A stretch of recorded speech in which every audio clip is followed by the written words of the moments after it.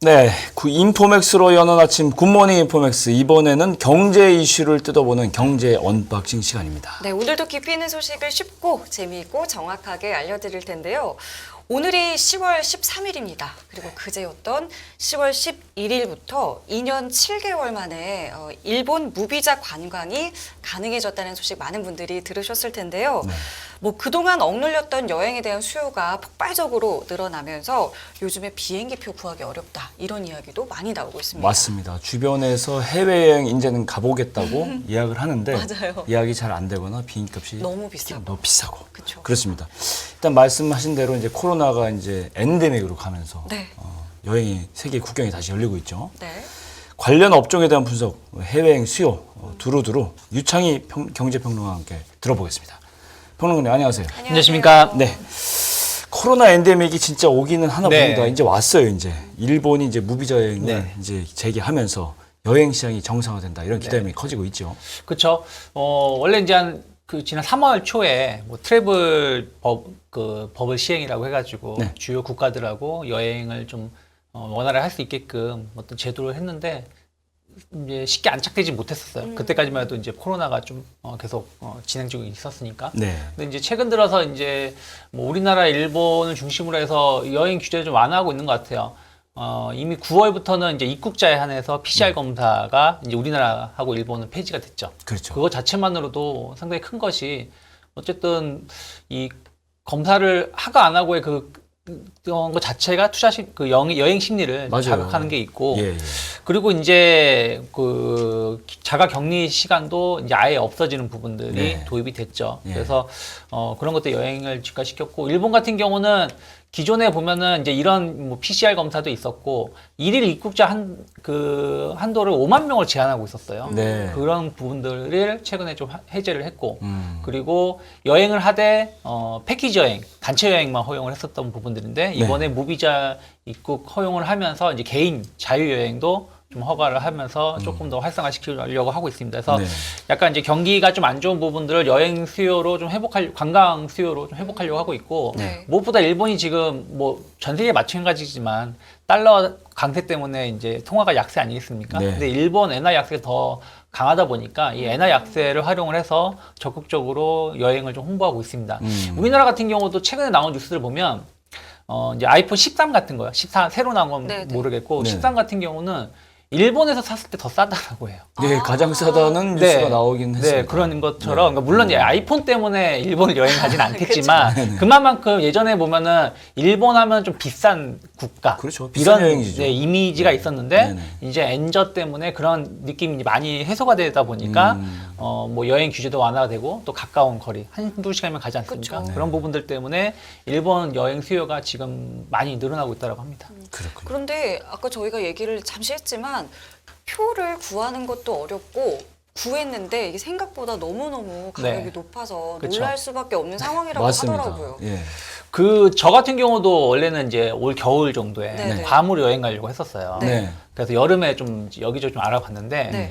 제가 2019년도 11월에 그때 이제 괌 여행을 갔었는데, 네. 네, 4인 가족이 갔었는데, 그때 항공권하고 뭐 해가지고 숙박비에서 1인당 제 기억에 맞으면 70만 원 내외 정도였거든요. 근데 이번에 검색을 해보니까 항공권이 한 2배 이상 올랐더라고요. 어이, 2배 이상이요? 네. 와. 그러니까 숙박비하고 뭐 하면 4인 가족이 가면은 그때 대비해서 최소 200만 원이 더 들어가는 거예요. 1인당 4, 50만 원씩 더 들어가니까. 예. 그래서 그냥 과감하게 포기했는데, 그런 것처럼 지금 이제 항공 티켓 수요는 좀 많이 있고, 반면에 또 공급은 좀 제한적이다 보니까 그러니까요. 또 주변 여건상 또 티켓 값이 좀 비쌀 수밖에 없는 부분들이죠. 그래서 뭐 제가 아까 괌 말씀드렸는데, 인천하고 오사카 같은 경우가 가격에 한 30만 원 정도 했었거든요. 네. 근데 지금은 한 5, 60만 원 정도 거의 한다고. 2배네요. 네, 2배 정도 하고, 뭐 정말 특정 시간대이긴 했습니다만, 예전에 후쿠오카 같은 경우는 뭐 10몇만 원에도 갈 수가 있었어요. 맞아요, 근데 맞아요. 지금은 뭐 맞아요. 그런 거 찾아볼 수가 없죠. 그래서 이렇게 티켓 수요가 가격이 비싼 것은 일단은 뭐 말씀드린 것처럼 여행 수요가 늘어나면서 공급이 좀 따라가지 못한 부분들도 있고요.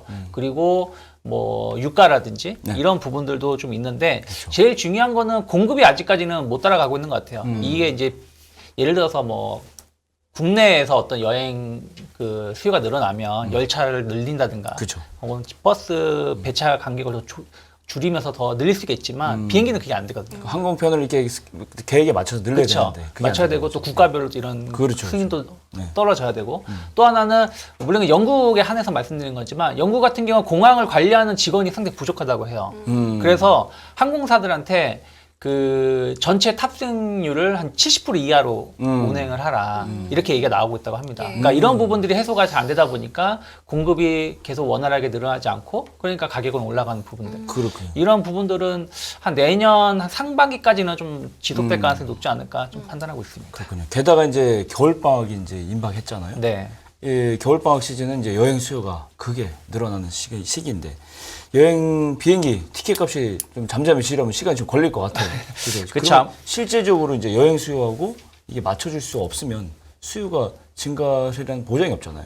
그쵸. 예. 뭐 지금 이제 올해 그 한 최근에 그 설문조사한 게 보면은 한 여행을 계획하고 있다라고 하면서 한 60% 이상이 올해 연말이나 내년 초에 좀 가려고 하고 있다라고 하는데 네. 상당 부분이 서유럽이라든지 뭐 신흥 동남아시아 쪽으로 좀 많이 가려고 해요. 그래서 어쨌든 이제 한 2년 동안 결혼을 많이 했는데 신혼부부들이 그렇죠. 해외 신혼여행 그 신혼여행을 못 갔었잖아요. 못 갔죠. 맞아요. 또 그분들이 또 한 2년 정도 지나다 보니까 또 아이를 임신하고 하니까 또 태교 여행이라든지 이런 부분들이 맞물리면서 네. 좀 젊으신 분들은 좀 먼 거리를 좀 선호한 경우도 좀 있고요. 또 이제 아이라든지 이런 거 있으시면 또 가까운 거리를 곳으로 가고. 선호를 좀 하고 있다라고 합니다. 그래서 뭐 다만 이제 전체적으로 봤을 때 아직까지는 말씀하신 것처럼 여행 수요는 늘어나고 있는데 이런 비용이라든지 이런 부분들 때문에 아직까지는 이제 그 19년 대비해서 지금 한 60% 정도 수준을 회복했다고 하고 전체적으로 이게 정상화되는 데는 네. 원래는 이제 한 연초마더라도 한 가을, 올 연말이나 내년 정도 되면 정말로 그 한 19년 정도까지의 수준까지도 올라갈 거라고 봤는데 이것이 조금 미뤄지는 것 같습니다. 그렇죠. 그리고 저희가 왜 여행이라고 하면 여행을 계획하면서부터 사실 좀 설레잖아요. 그때부터 이것저것- 사실은 여행이죠. 그렇죠. 이것저것 준비하고 그쵸. 뭐 새로 사기도 하고 실제로 이 여행 관련하는 상품 매출이랑 종류도 증가하고 있더라고요. 그렇죠. 그 신세계 인터내셔널 같은 경우는 자사몰에서 네. 이제 최근 한두 달 동안 판매된 내용들을 보니까 네. 캐리어가 많이 판매가 됐다고 해요. 네. 뭐 특정 모델 같은 경우는 아예 없어가지고 판매를 못할 정도라고 하고 네. 있고요. 네. 그리고 뭐 백팩이라든지 뭐 트래블 파우치 같은 경우도 한 60% 이상 매출이 늘어났다고 하고 있고요.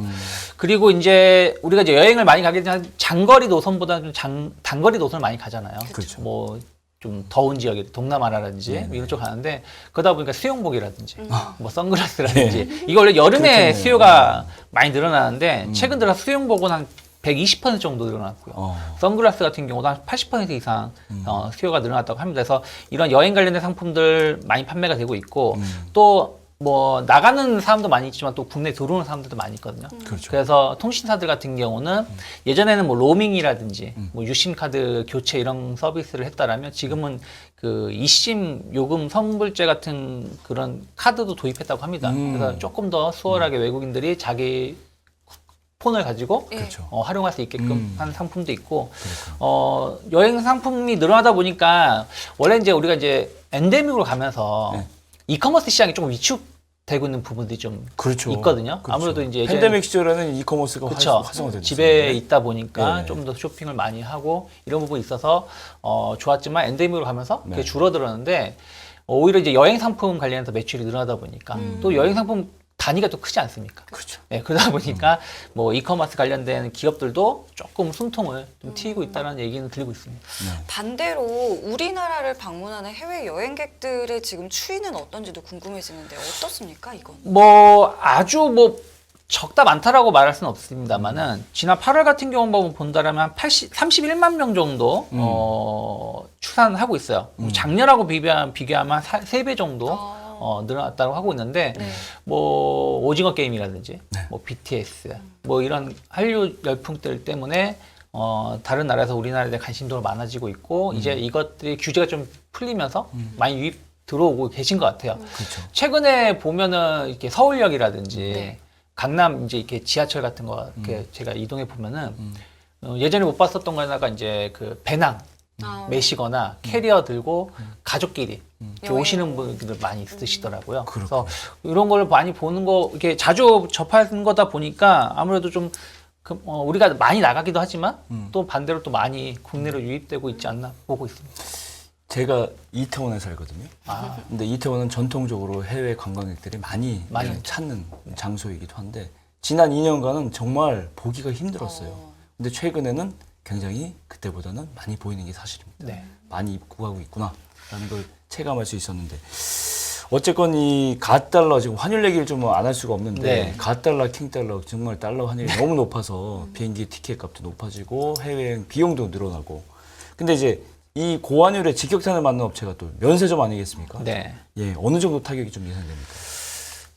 말씀하신 것처럼 이제 원래는 여행의 꽃은 쇼핑이라고 하잖아요. 뭐 저는 잘 모르겠는데 예. 제 와이프는 그런 얘기 하더라고요. 무조건 쇼핑을 해야 된다. 예. 그러면서 이제 여행 가기 전부터, 그러니까 비행기 타기 전부터 면세점 몇 군데 돌기도 하고 그렇죠. 뭐 온라인에서 막 구매도 하고 그래서 입구장을 한 2시간 전에 도착해가지고 그 물건 봤는데 애로사항이 있었는데 요즘에는 그런 분들이 좀 많이 줄어들었다고 해요. 왜냐하면 말씀하신 것처럼 달러가 좀 강세를 띠다 보니까 면세점 제품들은 물론 어떤 제품들은 원화로 결제할 수도 있는 거지만 그렇죠. 대부분 달러로 표시되어 있는 네네. 경우가 많이 있잖아요. 맞아요. 그러니까 동일한 제품 가격이라도 해도 달러 가격이 올랐으니까 이제 비싸지는 그렇죠. 경우가 발생한다라는 거예요. 그래서 네네. 어떤 제품들은 뭐 우리가 시내에서 구매하는 것보다 더 비싸다라고 합니다. 면세점이 좀 싸기 때문에 구매를 하는 그렇죠. 건데 그런 매력도가 좀 떨어진 부분들이 좀 있으면서 과거 대비해서는 면세점 수요가 좀 줄어들었다고 해요. 그래서 면세점을 가시는 분들 여행을 이제 준비하고 있다 보니까 면세점을 가시는 분들은 예전 대비해서 한 60% 이상 방문객이 늘어나는데 막상 이제 그 객단가라고 하죠. 면세점 쇼핑 증가 추이를 보면은 그렇죠. 오히려 한 35% 정도 객단가가 좀 감소했다라고 해요. 그래서 전체 매출은 아까 말씀드린 것처럼 방문객이 60% 늘었지만 전체 매출은 2.4% 정도밖에 늘지 않았다고 하고 있고 또 면세점에서 엄밀히 따지면 가장 큰 고객은 중국인들이거든요. 그렇죠. 중국 따이공이라고 하죠. 그렇죠. 예전에 그 면세점 백화점 면세점 다 보면 바글바글 바글바글 했죠. 네, 근데 대부분이 거의 중국 분들이 네. 많이 포진해 있었는데 뭐 계속 얘기가 나오고 있는 게 아직까지도 중국은 팬데믹을 묶여 거의 있죠. 이제 전 세계에서 몇몇 안 되는 봉쇄를 하고 있는 국가 중에 하나잖아요. 예. 근데 이게 좀처럼 이제 풀리지 않고 있고 그러다 보니까 넘어오는 사람도 적고 또 중국을 가는 사람들도 적다 보니까 네. 중국인 관련된 이제 그 매출이 많이 줄어든 것 같아요. 따이공이라고 하는데 그분들이 대량으로 구매를 해서 가져갔었던 부분들이 줄어들었고 또 이제 그분들을 또 유치하기 위해서 이제 그 수수료를 이제 면세점에서 주는 게 있어요. 네. 근데 그 부분이 좀 비용이 많이 늘어났다고 합니다. 그래서 2019년 대비해서 작년 같은 경우는 이 그 따이공에 대한 알선 수수료가 한 3배 정도 늘어나다 보니까 매출은 늘어난 것 같아도 전체적인 수익성은 그렇네요. 줄어드는 부분. 그렇겠네요. 네, 그러니까 면세점이라는 게 그렇게 수익성 높은 그 사업이 아니거든요. 근데 어떻게 보면 많은 제품을 판매를 해서 좀 박리담회로 가는 건데 박리담회를 가면서도 수수료가 많이 나가다 보니까 수익성은 좋지 못하다고 합니다. 그렇군요. 이렇게 이 관광이 다시 좀 활성화가 되게 되면 사실은 또 호텔 업계도 굉장히 좀 맞아요. 기대를 네. 할 것 같은데 네. 여기는 좀 어떻습니까? 분위기가? 호텔은 계속해서 좋은 것 같아요. 그러니까 아까 제가 쇼핑 같은 경우는 네. 예전만 이제 못하다라고 말씀을 드렸었는데 예. 호텔 같은 경우는 숙박 관련해서는 좀 인식이 좀 변한 게 크지 않나. 뭐 예전에 저 같은 경우는 그랬어요. 뭐 다른 분들은 잘 모르겠는데 두 분은 모르겠지만 그냥 여행 간다고 했을 때 계획을 잡을 때 네. 뭐 무엇을 구경할지, 그리고 뭘 먹을지, 뭘 살지 이런 걸 맞아요. 한다라면 맞아요. 잠은 아무 데서 자지 않아요. 가까운 데서 네, 가면 가까운 데 자거나 예. 굳이 뭐 좋은 데 잘 맞아요. 찾아요. 되지. 예, 그냥 잠만 맞아요. 자면 되지. 뭐 네. 물만 잘 나오고 따뜻한 물 잘 나오고 이러면 되지라는 그런 심리가 좀 강했었어요. 근데 이제 이게 팬데믹으로 가면서 맞아요.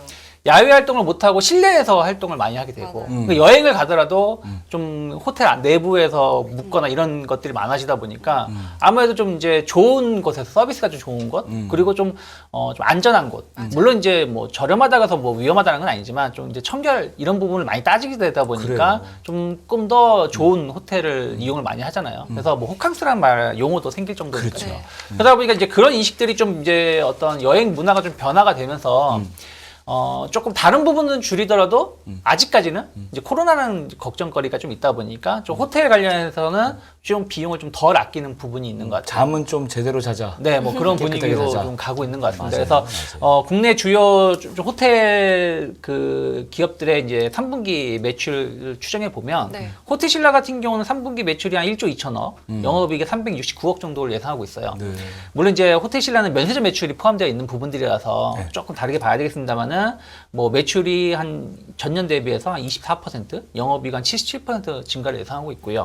파라다이스 같은 경우도 3분기 매출이 한 1,600억, 저희 1,700억 정도 예상을 하고 있고 영업이익은 210억을 예상하고 있는데 매출은 전년 대비해서 한 38% 늘어나고 있지만 그 영업이익은 거의 한 300% 이상 늘어날 것으로 예상을 좀 하고 있습니다. 그만큼 수요는 여전히 탄탄하다라고 보고 있고 또 파라다이스라든지 뭐 GK 같은 경우는 이제 카지노 사업도 많이 하고 있거든요. 그렇죠. 그래서 우리나라 같은 경우는 카지노가 이제 그 중국인하고 일본인들이 많이 그 카지노를 방문하시는데 네. 중국 분들은 이제 아직까지 아까 말씀드린 것처럼 코로나 봉쇄 때문에 많이 못 오다 보니까 네. 근데 일본 분들이 많이 오셔가지고 좀 관련된 매출도 늘어나고 있다 보니까 호텔 관련된 사업 그 부분의 매출은 좀 안정적인 성장세가 국내에도 여전히 해외에 가지 못하다 보니까 국내 그 수요도 늘어나고 있고 네. 또 해외에서 오시는 분들도 수요가 늘어나고 있는 것들이 매출로 좀 포착되고 있지 않나 판단하고 있습니다. 그렇군요. 말씀하신 대로 평론가님이 지적을 하셨지만은 이 호캉스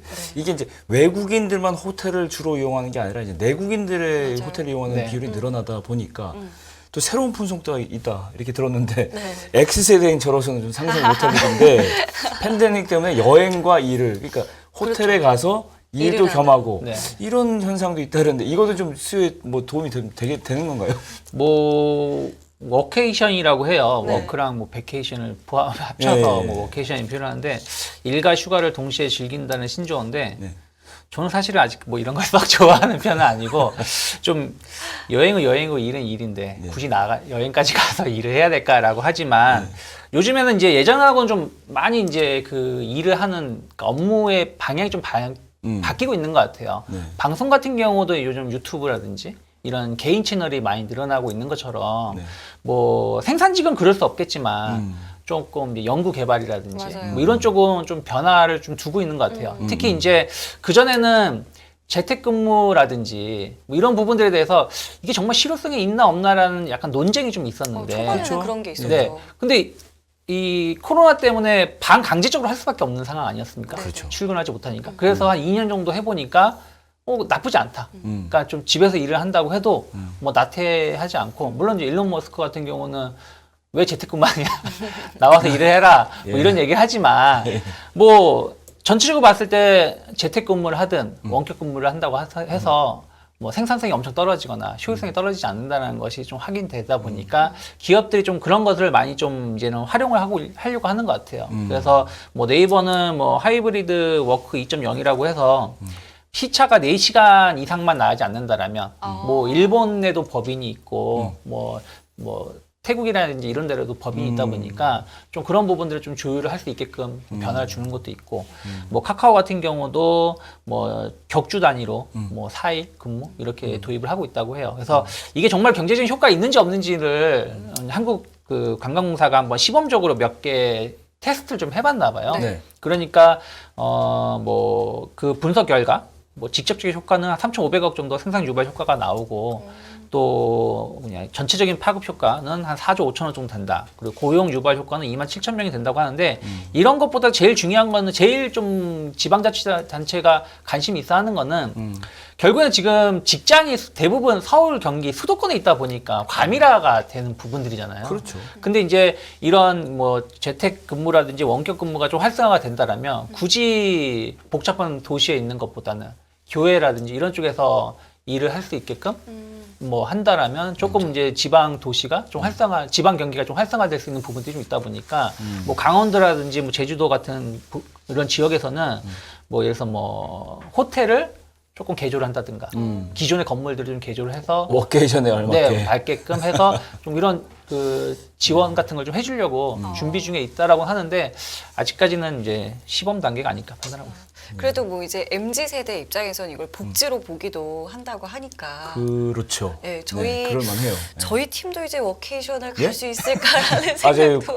원박싱 팀이 간다고요? 예, 뭐 그런 생각도 뭐 잠깐은 좀 해봤습니다만은 뭐 실제로는 불가능하겠지만요. 아니 뭐 저희 대표께서 결정하시면 하는데 뭐 제가 관여하지 않은데요. 어떤 해외 촬영은 가능하지 않을까 싶습니다. 네, 좋아 보입니다. 참 오늘 여러 가지 이야기들을 저희가 참 많이 나눠봤는데 하루빨리 좀 코로나19가 종식이 돼서 뭐 저희도 이제 빨리 여행 계획도 세우고 여행 이야기도 좀 더 자유롭게 나눌 수 있는 시간이 왔으면 좋겠습니다. 저희 오늘 유창희 평론가는 여기서 인사드리도록 하겠습니다. 오늘 말씀 고맙습니다. 고맙습니다. 네, 감사합니다. 예, 깊이가 다른 경제뉴스, 연합뉴스 경제TV, 경제를 읽으려면 꼭 알아야 할 경제 이슈를 풀어보는 경제 언박싱. 시청자 여러분 생각은 어떠신지 유튜브 채널에 댓글로 많은 의견 부탁드리겠습니다. 네, 시청해주신 여러분 감사드리고요. 저희는 내일 이 시간에 다시 찾아뵙겠습니다. 네, 지금까지 김경훈, 성유미였습니다. 고맙습니다. 고맙습니다.